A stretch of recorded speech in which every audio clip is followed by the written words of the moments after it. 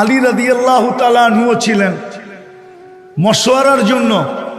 তো জিজ্ঞাসা করছে আলী রাদিয়াল্লাহু তাআলা আনহু, কি মশওয়ারা করবে তোমরা? বলছে, 4 মহাদেশ আমিরুল মুমিনিনের পায়ের নিচে, সারা দুনিয়ার থেকে প্রতিনিধিরা আসে, উনি যদি একটু কাপড়টা চেঞ্জ করত, কাপড়টা যদি একটু ভালো করত। তো বলছে দ্বিতীয়, সারা দুনিয়ার লোকগুলা আসে ওনার কাছে, উনি যদি বসার বিছনাটা একটু সুন্দর করত। তো বলছে তৃতীয় বলো, সারা দুনিয়ার বড় বড় উফুদ প্রতিনিধিরা ওনার সাথে খাইতে বসে, উনি যদি রুটিটারে মোটার থেকে একটু পাতলা করত। ওনার রুটি তো কেউ খাইতে পারে না। তো আলী রাদিয়াল্লাহু তাআলা আনহু বলতেছে, জিনিসটা তো ভালো, কিন্তু মানাইতে পারবা কিনা জানি না, মনে হয় না মানব। তো বলছে আমরা ব্যবস্থা করব। বলে কিভাবে?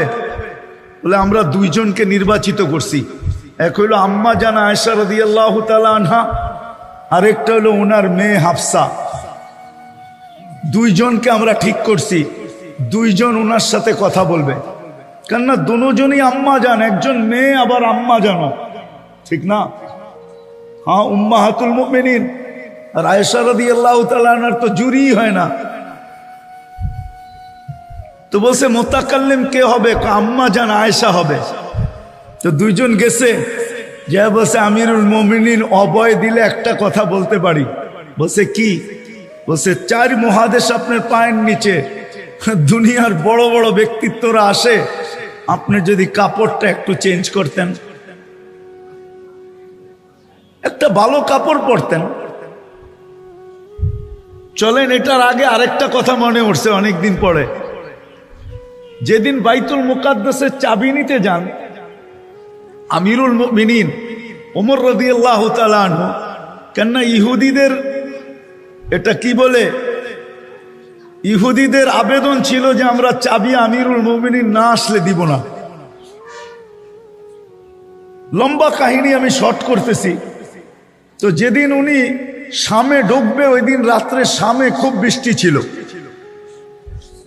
তো সারা রাত্র চলার পরে সকালবেলা উনি শামের সীমান্তে ঢুকবেন। আবু উবায়দা রাদিয়াল্লাহু তাআলা আনহু স্বাধীন করছিলেন ফিলিস্তিন।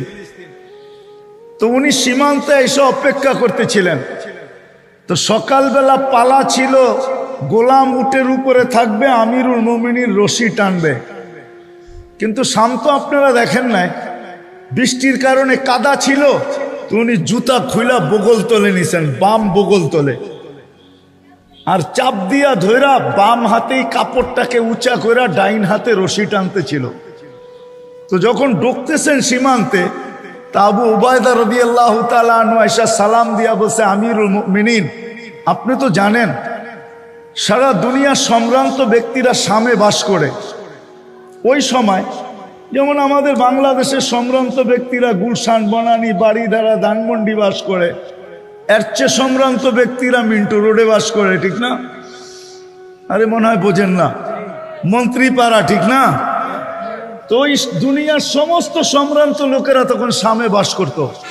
তো বলতেছে আমিরুল মুমিনিন, সায়াখরুজু আলাইকা শুরাফা উশ-শাম, শামের লোকেরা কিন্তু আপনার পিছে আসতেছে, সম্ভ্রান্ত লোকেরা আমার পিছে স্বাগত জানানোর জন্য। ফালা ইউহসিনুকা আইয়ারা আলা হাদাল হাল, আপনার এই কাপড় চোপড় দেখলে পছন্দ করবে না। তো বলছে কি করব? আমি একটা সম্ভ্রান্ত ব্যক্তির কাপড় নিয়ে আসছি, এটা খোলেন, এটা পড়েন। বাস বলতে দেরি, সিংহ তো সিংহই হয়। এক চিৎকার দিয়া বলছে, আবু উবায়দা গাইয়ারতা বিয়াউমিন ওয়াহিদ, একদিনে তুমি চেঞ্জ। কদ আহসানাল্লাহু বিল ইসলাম, আল্লাহ তো নবীর আদর্শ দিয়ে আমাদেরকে ইজ্জত দিছে। ফালা উবালি মাকালাতান নাস, কে কি বলবে এটা তো আমার বিষয় না। এমন দমক দিছেন, আবু উবায়দা রাদিয়াল্লাহু তাআলা বলে 24 ঘন্টার আমি সামনে আসি না, বয়ের ঠেলায়। তো আম্মা জান যা বলছে, যদি কাপড়টা চেঞ্জ করতেন। বলছে দ্বিতীয়, যদি বিছনাটা চেঞ্জ করতেন। তৃতীয়, রুটিটা যদি পাতলা করতেন। তো বলছে তোমাদেরকে কে পাঠাইছে? এটা বলা যাবে না। যদি জানতে পারি তো পিটাইতে পিটাইতে রক্তাক্ত করে দিব। তারপরে নিজের বেয়েকে আর আয়েশা রাদিয়াল্লাহু তাআলা আনহাকে সম্বোধন করে বলতেছে, আয়েশা, হাফসা তুমি বলো, একদিন আল্লাহ রসুলের বিছনা তুমি 4 ভাঁজ করে দিছিলা, মনে আছে? অবশ্যই মনে আছে। রাসূলুল্লাহ সাল্লাল্লাহু আলাইহি ওয়াসাল্লাম সকালে কি বলছিল যে হাফসা বিছনা চেঞ্জ করলা কেন? বলছে বিছনা তো চেঞ্জ করি নাই, 2 ভাঁজ ছিল 4 ভাঁজ করে দিছি। বলছে আজকে রাত্রে আমার কষ্ট হয়েছে, তুমি বিছনা 2 ভাঁজই রাখবা, 4 ভাঁজ করবা না।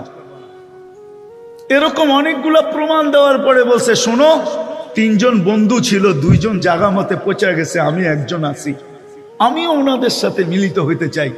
তোমরা কি আমাদেরকে ওনাদের পদচিহ্নর থেকে দূরে সরাইতে চাও? আমি বুঝানোর জন্য কাহিনীটা বললাম, যদিও গুছায়া বলতে পারি না। আসলে আমরা নবীর আদর্শ ছাড়ার কারণে, এই কথা ভুলে যাওয়ার কারণে যে এটা চালানোর কোনো অপারেটিং নাই, মন মতো চালাবো। আজকে মুসলমান যার যেরকম মন চায়, যার যেরকম মন চায় এরকম নিজেকে চালাইতেছে। যুবক নিজের মন মতো চালাইতেছে, বিদায় চুলটা পর্যন্ত কাটে নেটের স্টাইল দেখা। নবীর আদর্শ মতো চুল কাটে না। কিন্তু এই সোনারগাঁয়ের যুবকরা বলো, ওদের চুলের স্টাইল দেখে আজ পর্যন্ত কোনো মেয়ে ওদেরকে মেসেজ পাঠাইছে আই লাভ ইউ? বলুক, ওরা বলুক, আমাকে বলুক। যদি পাঠায় থাকে আমি মেনে নিব ওদের চুলের স্টাইল। চুল দেখে তো আজ পর্যন্ত কোনো মেয়ে বলে নাই, বরং উল্টাটা বলতে পারে যে তুই বাটি রাইখা চুল কাটলি কেন? হ্যাঁ, এটা আবার কেমন চুল কাটলি? তোরে পিছন থেকে বগের মতো দেখা যায়, সামনে দিয়ে তো ভালো দেখা যায় কিন্তু পিছের মতো। আমার তো মনে হয় না যুবক, তোমাদের পায়ে হাত রাখি, রাগ হও না, বলো তোমাদের চুলের স্টাইল দেখা কে তোমাদেরকে বলছে আই লাভ ইউ? হ্যাঁ, কে তোমাকে কোনদিন ফুল দিছে 14 তারিখে যে চুলের স্টাইল দেখা? তোমাকে যদি লাভ ইউ বইলা থাকে তো তোমার যৌবন দেখা বলছে, তোমার রূপরেখা দেখা বলছে। তুমিও যদি কোনো মেয়েকে বইলা থাকো তো রূপ দেখা বলছো, চুলের স্টাইল দেখা তো আজ পর্যন্ত বলে নাই। তাহলে যুবক কেন চুল কাটবে নেটের স্টাইল দেখা? 100 টাকার চুল কেন 500 টাকা দিয়ে কাটবে? ওর তো উচিত ছিল 100 টাকার চুল 100 টাকা দিয়ে কাটবে, 400 টাকা দিয়ে বন্ধু করে নিয়ে মিষ্টি খাবে, আর পরে একটা ফুলের মালা পরে চলে আসবে। সবাই যদি জিজ্ঞাসা করে চুল কাটা মিষ্টি আবার ফুলের মালা, কয় কেন লাগাবো না, আমি নবীর আদর্শ মতো চুল কাটছি, কিয়ামতের দিন হাত পাতার সুযোগ হবে, নবীজির কাছে হাত পাততে পারবো, আপনার স্টাইলে চুল কাটছি, আমাকে কি দিবেন? আর আল্লাহর তো ওয়াদাই আছে, নবীর আদর্শে যে আদর্শবান হবে তাকে সুখ দিবে, তাকে শান্তি দিবে।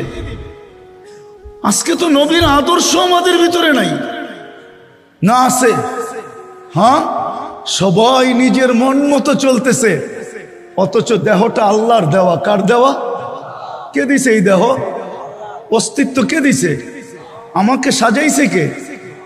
24 ঘন্টা আমি কাঠটা ভোগ করি, কাঠটা বলেন না, অক্সিজেন কান নেন, আপনাকে কিডনি, আপনাকে ডেলি ডায়ালিসিস কে করে কুদরত দিয়া? হ্যাঁ, ডেলি আপনাকে 80,000 বার কার্বন ডাই অক্সাইড কে বাহির করে? কোনো মেশিন? সবই তো বুক করি আল্লাহ, সবই তো আল্লাহর বুক করতেছি।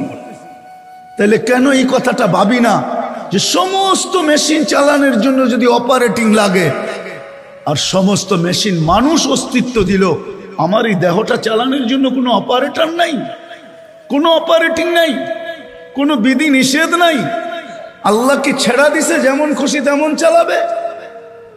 এই জন্য মেরে দোস্ত, আজকে অশান্তির কারণ শুধু আর শুধু এটা যে আমরা নবীর আদর্শ ছেড়া দিছি।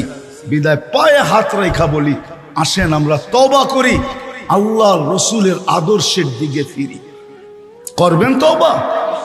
কোরআন এটাই বলতেছে, ওয়াইন তাবু ফানা হাবিবুহুম, তওবা করতে দেরি, তওবা করতে দেরি, তওবা করতে দেরি, আমি তোমাদের বন্ধু হইতে দেরি হবে না।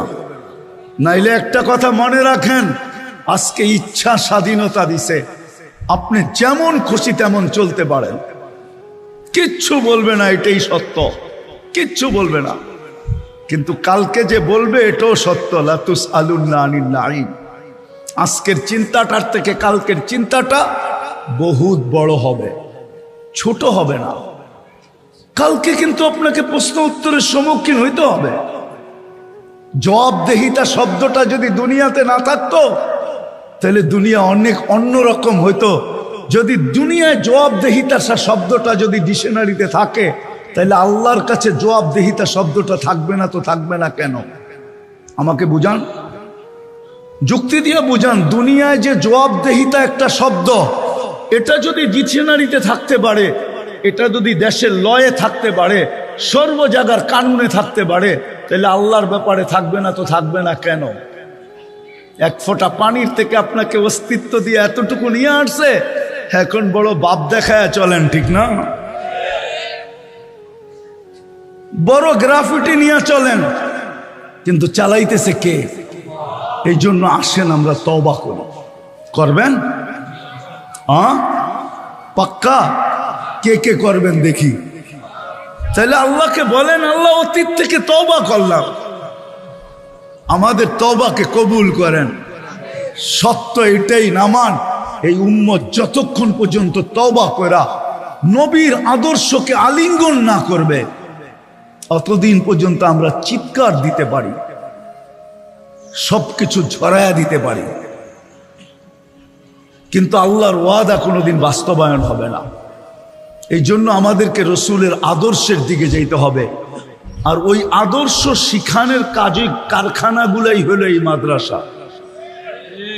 মাদ্রাসাগুলো এই জন্যই, আদর্শগুলাকে টিকায় রাখার জন্য। এই জন্যই উলামায়ে কেরাম বাজি নেন। নাইলে আপনি মনে করেন দুনিয়ার যত সংস্থা আছে সবচেয়ে কম বেতন কারা পায়? ইমাম, মুয়াজ্জিন, মাদ্রাসার হুজুর, ঠিক না? এদের চেয়ে কম বেতন আছে নাকি? বলেন না। কমিটি তো সাফ পায় হুজুররা এত টাকা দিয়ে কি করবে, ঠিক না? কিন্তু উনার টিপাটিতে খরচ হয় 1 কোটি টাকা, আর উনি কয় হুজুররা এত টাকা দিয়ে কি করবে, ঠিক না? সবচেয়ে কম বেতন কাকদের। অথচ তো সোনার গায়ে যদি অটো চালায় তো ডেলি 1000 কামানো কোনো ব্যাপার না, ঠিক না? সোনার গায়ে কয়জন ইমামের বেতন 30,000 টাকা আছে? না উলুকান্দি মাদ্রাসার কোন হুজুরের বেতন 30,000 আছে? আছে নাকি? অথচ অটো চালাইলে তো 30,000 পাওয়া যায়। অটো চালাইলে ইজ্জত চলে যাবে? কি কয় হুজুররা, অটো চালাইলে ইজ্জত চলে যাবে? হালাল রুজিতে তো ইজ্জত যায় না। আর অটো চালাইতে হলে আমেরিকার থেকে ডিগ্রিও আনতে হয় না, ঢাকা ইউনিভার্সিটি থেকে মাস্টার্সও করতে হয় না। ওটা তো কিনা নিয়ে বাইরেলেই হয়, 2-3 দিন একটু ধাক্কা সাক্কা লাগবে, তারপরে ঠিক হয়ে যাবে হাত, ঠিক না? তো ডেলি তো 10,000 1,000 কামানো যায়, কেন কামায় না? এই জন্য কামায় না যে কাঁধে দায়িত্ব। উম্মতকে শিখাইতে হবে নবীর আদর্শ, বানাইতে হবে দুর্গ, কারখানা বানাইতে হবে যেখানে নবীর আদর্শ শিখানো হবে। এই জন্য উলামায়ে কেরাম সমস্ত কিছু। আজকে দুনিয়ার আমার দেশে সবচেয়ে বেশি আঙ্গুল কার উপরে ওঠে? কার উপরে? কার উপরে ওঠে? চোরের উপরে ওঠে না, জিনাকারের উপরে ওঠে না, মদখোরের উপরে ওঠে না, ঘুষখোরের উপরে ওঠে না, কারো উপরে ওঠে না। আমি তো খোলা বলি, ডেলি 10 বার আঙ্গুল আমাকেও সইতে হয়। সব আঙ্গুল ওঠে হুজুরদের উপরে, ঠিক না? আর কারো উপরে তো আঙ্গুল ওঠে না। অথচ 90% মুসলমান। আমি তো সারা দুনিয়া আজ পর্যন্ত আমার পোশাকের উপরে কাউকে আঙ্গুল উঠাইতে দেখলাম না, বরং প্রশংসা করলো, তোর টুপিটা বড় সুন্দর, তোর ড্রেসটা বড় সুন্দর, ডিলা ডালা বড় সুন্দর। শতবার শুনলাম বিদেশে, কিন্তু আমার দেশে তো ডেলি আঙ্গুল 10 বার আমাকে দেখতে হয়। সবচেয়ে বেশি আঙ্গুল তো হুজুরেই সহ্য করে, ঠিক না? না সহ্য করে না? সহ্য তো করে, তারপরও কেন দুর্গ বানায়? এটার জন্যই যে আমাকে চালাইতে হলে একটা অপারেটিং লাগবে, সেটা হলো আল্লাহর রসুলের আদর্শ। ওই আদর্শ ছাড়া যতদিন আমি পরিচালিত হব সব থাকবে, কিন্তু আমি পেরেশান থাকবো, সুখী থাকবো না। আল্লাহ আমাদেরকে এই কয়টা কথার উপরে আমল করার তৌফিক দান করেন। দুনিয়ার সমস্ত আবিষ্কৃত মেশিন চালানোর জন্য যদি কোনো পদ্ধতি থাকে, পদ্ধতি আছে না নাই? তাহলে যেই মানুষটা দুনিয়ার সমস্ত মেশিন অস্তিত্ব দিল, ওই মানুষটাকে পরিচালনা করার জন্য কি কোনো নিয়ম পদ্ধতি নাই?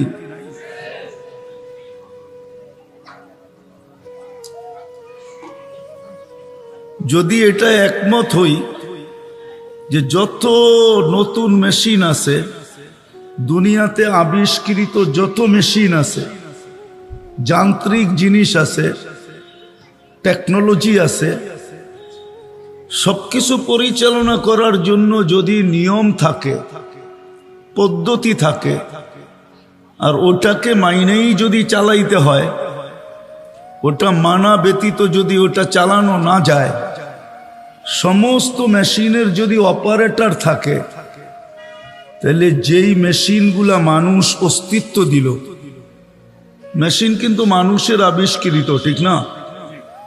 মুঠোফোন বলেন, কম্পিউটার বলেন, হাই থেকে হাই টেকনোলজি বলেন, মানুষের আবিষ্কার কিন্তু, ঠিক না? যদি এগুলা চালানোর জন্য অপারেটর লাগে, তাহলে যেই মানুষটা এগুলাকে আবিষ্কার করলো, আমি মানুষটাই মেনে নিলাম, একটু পিছে না গেলাম, সরাসরি মানুষের আবিষ্কারই বললাম। পিছে গেলে যাওয়া যায় যে মানুষকে ওই ব্রেনটা কে দিল, চিন্তা ক্ষমতাটা কে দিল? মানুষ কিন্তু চিন্তার মাধ্যমেই বাহির করছে। প্রথম মানুষ ভাবছে যে মানুষের কথা দূর থেকে দূর কিভাবে পৌঁছানো যায়। তখন ছোটবেলা দেখছি টেলেক্স ছিল, টেলেক্স। এটা শুধু থাকতো পোস্ট অফিসে, খটখট আওয়াজ হইতো, যে এটার ব্যাপারে অভিজ্ঞ ছিল সে শুধু লিখতে থাকতো, আর চিঠি বাড়িতে পড়ে পাঠায় দিত। তো ভাবতে শুরু করছে এই খটখট আর কতদিন থাকবো, দেখি খটখটের থেকে বাহির হওয়া যায় কিনা। তো চিন্তা করতে করতে টেলিফোন আসলো, কিন্তু টেলিফোনেও একটা ঝামেলা ছিল, তার টানাটানি নিয়ে ঝামেলা ছিল। এদিক থেকে ওদিকে তার টানো, এদিক থেকে ওদিকে রাস্তা খোদাই করো। এই ঝামেলার থেকে বাহির হওয়ার জন্য মানুষ আবার চিন্তা করতে শুরু করলো। করতে করতে এখন মুঠোফোন আমাদেরকে দিয়া দিল, ঠিক না? কিন্তু মুঠোফোনটাও আবার এরকম ছিল, প্রথম যেটা আসছে ওটা উঠাইতে আবার একজন চাকরের দরকার হইতো, কেননা ওইটার ওজন 1.5-2 কেজি ছিল, এরকম ছিল পুতার মতো। তো চিন্তা করছে এটা এত ওজনওয়ালাটা উঠাবো কি করে। তো আবার ভাবতে ভাবতে এখন নিয়ে আসছে বিলকুল কাগজের মতো, ঠিক না? তো যেই মানুষ এই কথা স্বীকারোক্তি দেয় যে সমস্ত মেশিন পরিচালনার জন্য অপারেটরের প্রয়োজন, আর যেই মানুষটাই মেশিনগুলোকে অস্তিত্ব দিল, ওকে পরিচালনার জন্য কি কোনো অপারেটরের দরকার নাই? কি মনে হয় প্রশ্নটা বুঝাইতে পারি না? বুঝাইতে পারছি? ওই মানুষটাকে পরিচালনা করার জন্য যে অপারেটরের দরকার, ওই অপারেটরই হইল কোরআন আর হাদিস। ওই অপারেটরটাই হইল আল্লাহ রসুল। এই মানুষটাকে পরিচালনা করার জন্য আজকে দুনিয়াতে বিশেষ করে মুসলমান, উম্মতে মোহাম্মদী, মুসলমানের থেকে উম্মতে মোহাম্মদীতে নিয়ে আসলাম। কেননা মুসলমান তো অনেক যুগ থেকে আছে, ইব্রাহিম আলাইহিস সালামের জামানার থেকে মুসলমান চলে আসতেছে। উম্মতে মুহাম্মদী আজকে সারা দুনিয়ায় যে অশান্তির শিকার, যেটা নিয়ে আমরা সারাদিন চিৎকার দিতে থাকি, আসলে চিৎকারের থেকে আমার মনে হয় আমাদের ভাবনার বেশি দরকার ছিল, চিৎকার কম দরকার ছিল। কেন অনেক সময় দেখা যায় চিৎকার ঘুমন্ত ব্যক্তিকে সজাগ করে। রাগ হয় না, পায়ে হাত রাখি, কিন্তু ওলামা ইকরামের অনেক সময় চিৎকার ঘুমন্ত ব্যক্তিকে সজাগ করে। তো চিন্তা, আরে চিৎকার, আমাদের চিৎকারের চেয়ে চিন্তা বেশি দরকার ছিল। যে সম্মিলিত চিন্তা, যে কেন উম্মতে মুহাম্মদী আজকে এত পেরেশান, কারণটা কি? কিন্তু যদি কোরআন হাদিস ঘাটি, তাহলে কোথাও তো উম্মতে মুহাম্মদীর জন্য পেরেশানির সিগন্যাল নাই। সর্ব জায়গায় তো শান্তি আর শান্তির কথাই লেখা। আপনি কোরআনে দেখেন, হাদিসে দেখেন, উম্মতে মুহাম্মদীর জন্য তো শান্তি, শান্তিরই কথা, শুধু শান্তি আর শান্তি, ইহ জগতে এবং পর জগতে। এইখানেও শান্তিতে থাকবে, কেননা শান্তির সম্পর্ক তো কোনো আসবাবের সাথে না, প্রসাদনীর সাথে না। শান্তির সম্পর্ক যদি প্রসাদনীর সাথে হইতো, তাহলে সেলিব্রিটিরা কেন আত্মহত্যা করত? ওদের ঘর তো প্রসাদনী দিয়া ভরা, দুনিয়াতে কি নাই ওদের কাছে। যেদিক দিয়া যায় ওদিক দিয়ে যুবকরা পাগল হয়ে পিছে পিছে ঘুরতে থাকে। কি সেলফি নেওয়ার জন্য মাথা খারাপ থাকে যুবকদের, ঠিক না? অটোগ্রাফ নেওয়ার জন্য মানুষ পাগল হয়ে যায়। কত যুবক তো আছে, যদি একটু হাত দিয়া ছুঁইতে পারি তাহলে তো ভাগ্যটাই খুলে গেল। যুবকরা হাসে, সত্য তো। কিন্তু ও কেন আত্মহত্যা করবে? কারণ কি? ও কেন মাথায় পিস্তল রেখে গুলি করবে? ও কেন নিজের হাতের টাকার রশি কিনা গলায় লাগায়া নিজের গলের ভিতরে ঝুলবে? ও যাক বন জঙ্গলে যে গাছের সাথে ঝুলুক, ও তো গাছের সাথে ঝোলে না, নিজের ঘরের টাকার কিনা পাংখায় ঝোলে, ঠিক না? সত্য তো। কেন? এটাই আমি একটু বুঝাইতে চেয়েছি। আমার কথা ঠান্ডা তো, আমি তো গরম করতে পারবো না। আর মাদ্রাসার ছেলেরা চায় গরম গরম, শীতের দিন তো গরম হইলে আরো ভালো, ঠিক না? কিন্তু আমার কথায় কোনো গরম নাই, আমি তো ঠান্ডাভাবে বুঝাইতে চাই। বিদা আমারটা খুব ধ্যান দিয়া শুনতে হবে, তাহলে বুঝে আসবে। আজকে ভুল এই জায়গায় উম্মতে মুসলিমার, উম্মতে মুহাম্মদীর ভুল এই জায়গায় যে আমরা চিন্তা করি না যে সবকিছু তো আমাদের জন্য নির্ধারিত। দুনিয়ার জীবনের মজা যদি কেউ পায়, তাহলে তো কোরআন এটা বলে যে আমরাই দুনিয়ার জীবনের মজা পাবো, আর কেউ মজা পাবেই না। উম্মতে মুহাম্মদী দুনিয়ার জীবনের মজা পাবে। আল্লাহর তো ওয়াদা যে তোমাকে এইখানেও স্বাদ দিব, ওইখানেও স্বাদ দিব, এইখানেও মজা দিব, ওইখানেও মজা দিব। এইখানেও তুমি দুনিয়ার মজা পাবে, জীবনের মজা পাবে, ওইখানেও জীবনের মজা পাবে।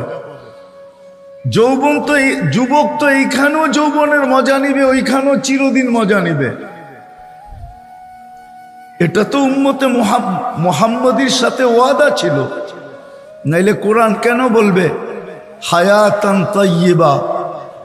এটা তো আখিরাতের জন্য বলে না, আখিরাতেরটা তো পড়ে আছে, ওয়ালা নাজজিয়ান্নাহুম বিআহসানি মা কানু ইয়ামালুন। দুনিয়াতে তো সুখের জীবন দেওয়ার কথা ছিল, নিরাপত্তার চাদরে ঢাকার কথা ছিল, উলাইকা লাহুমুল আমান। দুনিয়াতে তো ওয়াদা ছিল আনতুমুল আলাউনা, তোমরা সবচেয়ে উপরে থাকবে। দুনিয়াতে তো আমাদের সাথে ওয়াদা ছিল রিজকুন কারীম, তোমাদেরকে আমি ক্লান্তিহীন পালব, তোমাদের মাথার ঘাম পায়ে ঝরাইতে দিব না। বরং আরেক হাদিসে তো এটাও সুস্পষ্ট লারাযাকাকুম কামা ইয়ারযুকুত তাইর, তোমাদেরকে পাখির মতো পালবো। তাগদু খিমাসাম ওয়া তারুহু বিতানা, তোমাদেরকে পাখির মতো পালবো। ইজ্জতের মালা তোমাদেরকে পরায়া রাখবো। কিন্তু আজকে যদি দেখি তো সারা দুনিয়ায় সবচেয়ে বেশি অশান্তিতে যেই জাতি, সেটা হলো উম্মতে মুহাম্মাদী। আজকে আমরা সবচেয়ে বেশি অশান্তিতে। কারণটা কি? কারণ মনে হয় এটাই যে আমাদের এই দেহটা সঠিক অপারেটিং হইতেছে না, সঠিকভাবে পরিচালিত হইতেছে না। সত্য তো এটাই। যদিও আমরা চিৎকার দিই, আমাদের চিৎকার হয়। আপনি বলবেন যে মুসলমানের আজকে সংখ্যায় কম, তাহলে 200 কোটি মুসলমান, সংখ্যায় কম কোত্থেকে? আপনি বলবেন বাহ্যিক জিনিস, সয় সম্পত্তি মুসলমানের কাছে কম, 70% দুনিয়ার সম্পদ তো মুসলমানদের যাবে। মুসলমানের থেকে ধনী তো দুনিয়াতে কেউ নাই। যদি ধনী থাকতো তাহলে আমেরিকার প্রেসিডেন্টের গাড়িতে সোনার পার্স থাকতো, সোনার পার্স। বাইডেনের গাড়িতে তো সোনার পার্স নাই, কিন্তু ব্রুনাইয়ের বাদশার গাড়িতে তো সোনার পার্স আছে। যান আপনি যা দেখেন, গাড়ি খুইলা সোনার পার্স আছে। দুনিয়ার কোন কোম্পানির মালিকের কাছে এতগুলা গাড়ি নাই যতগুলা গাড়ি ব্রুনাইয়ের মালিকের কাছে আছে। 400-র উপরে গাড়ি আছে, ইনটেক্স গাড়ি। এন্টিক গাড়ি আছে 400-র উপরে। জান, সব তো মুসলমানদের কাছে। তাহলে আমরা আজকে এত অশান্তিতে কেন?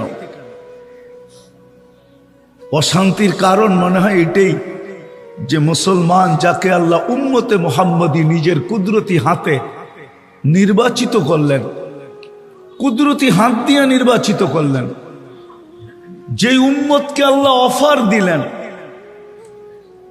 যেই উম্মতকে আল্লাহ নির্বাচিত করলেন যে কিয়ামতের দিন আমি তোমাকে আমার পক্ষে রাখবো, আমার বিরুদ্ধে যেতে দিব না, আমার পক্ষে রাখবো, কিয়ামতের দিন আমার পাশে রাখবো, আমার পক্ষে রাখবো, আমার পাশে রাখবো।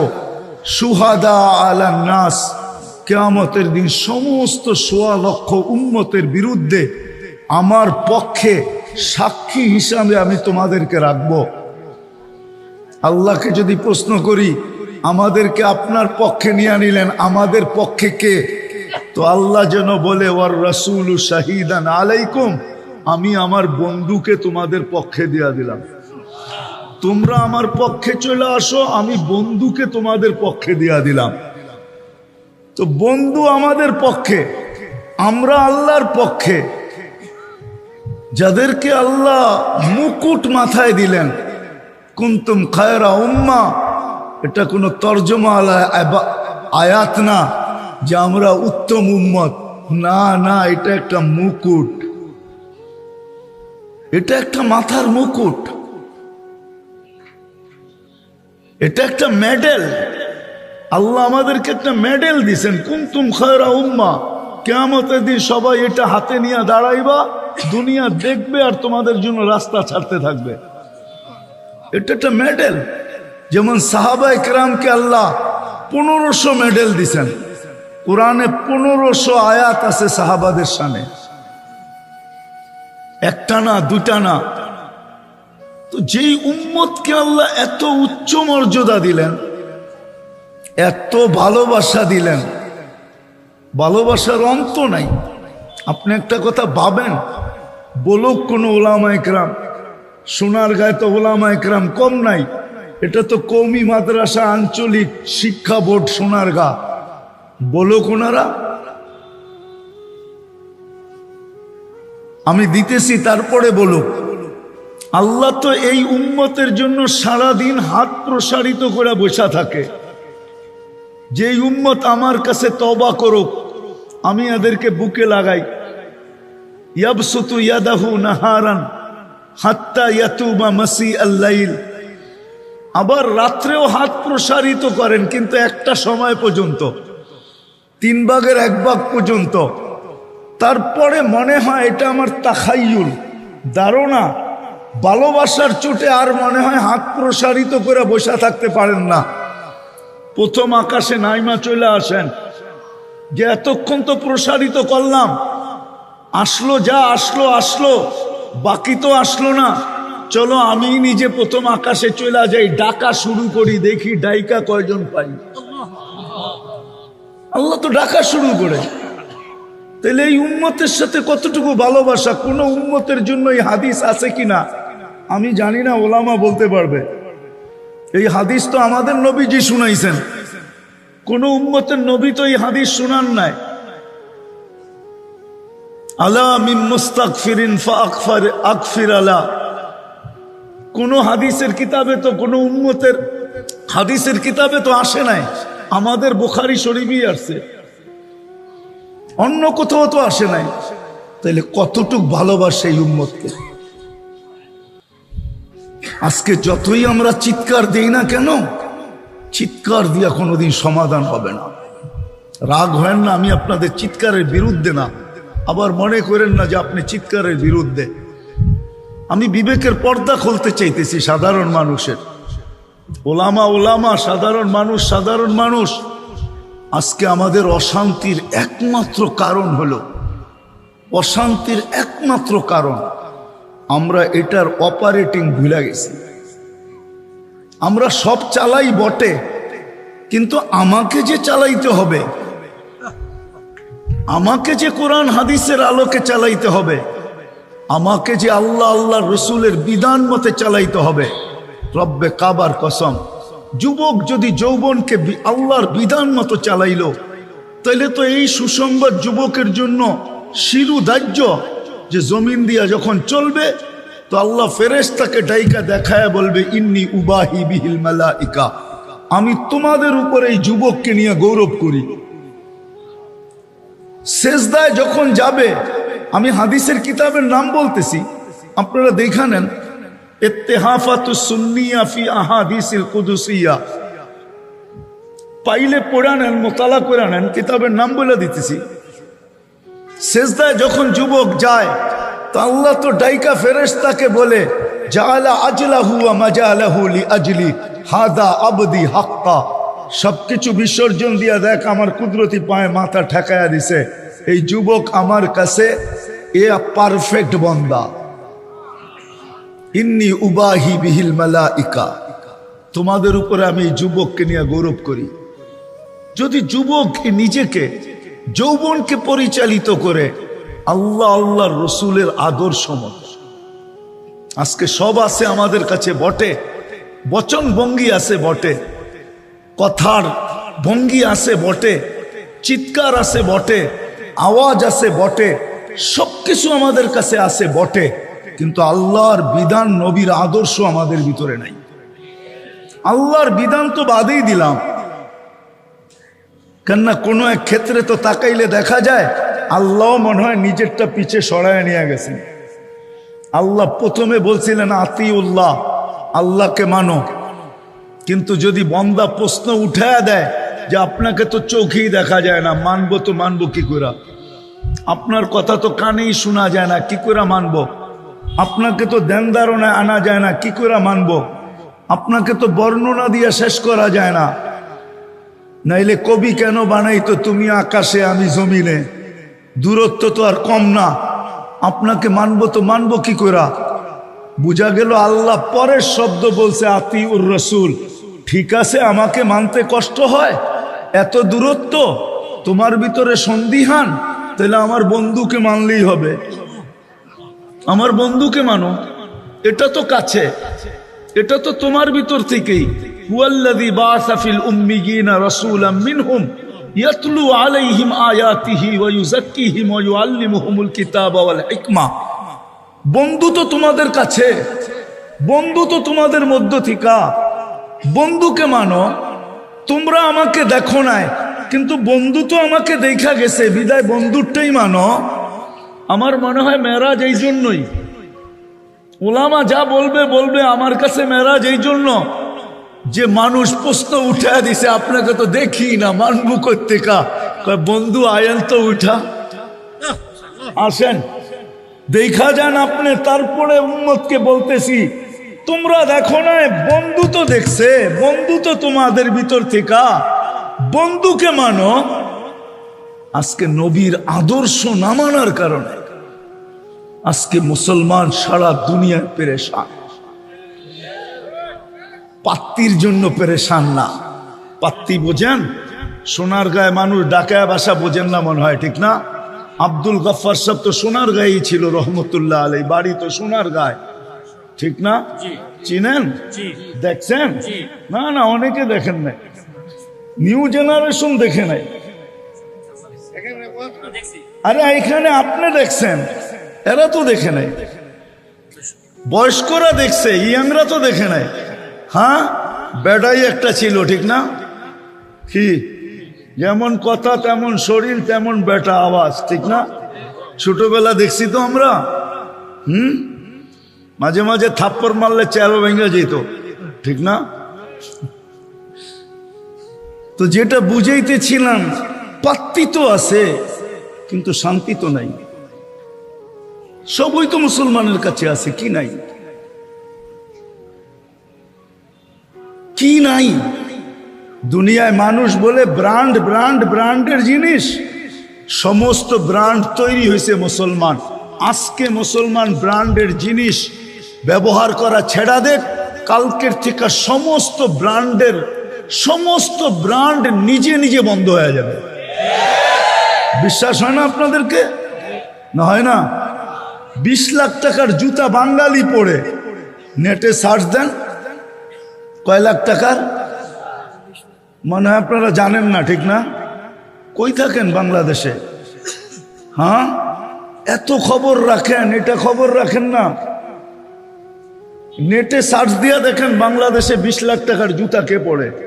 আমি তো মাঝে মাঝে ভাবি, ও মাথায় দেয় না পায়ে দেয়, কেন 20 লাখ টাকা দাম, ঠিক না? কি 15-20 লাখ টাকার রাডু বাঙালি পড়ে, বাঙালি রাডু গড়ি। জান দুনিয়া ঘুরা তো দেখছি, কার হাতে রাডু আছে দুনিয়ায়? বিল গেটসের হাতেও রাডু নাই, যে দেখেন। মাঝে মাঝে এখন নেটে সার্চ দেন, ওর ছবি আসবে, ওর হাতে একটা গড়ি আছে, দেখেন এটা কি গড়ি, ওটা রাডু না। বিশ্বাস না হয় আমি যুবকদেরকে বলবো, এখন সার্চ দিয়ে দেখো, 20 লাখ টাকার গড়ি ওর হাতেও না, ও সারা দুনিয়ার সবচেয়ে বড় ধনী। মাঝে মাঝে তো প্যান্ট পরে একটা নিচে থাকে, একটা উপরে উঠা যায়। মাঝে মাঝে তো ওর শার্ট পরে, বুতাম একটা ওর নিচেরটা উপরে লাগায় দেয়। দেখেন ওর টি শার্ট কয় টাকার দাম। আর দেখেন বাংলাদেশি এরকম টি শার্ট পাবেন 2.5 লাখ টাকা দিয়ে টি শার্ট কিনছে, নাই? দুনিয়ার ব্র্যান্ড মুসলমান পড়ে, দুনিয়ার সবচেয়ে দামি খাওয়া মুসলমান খায়।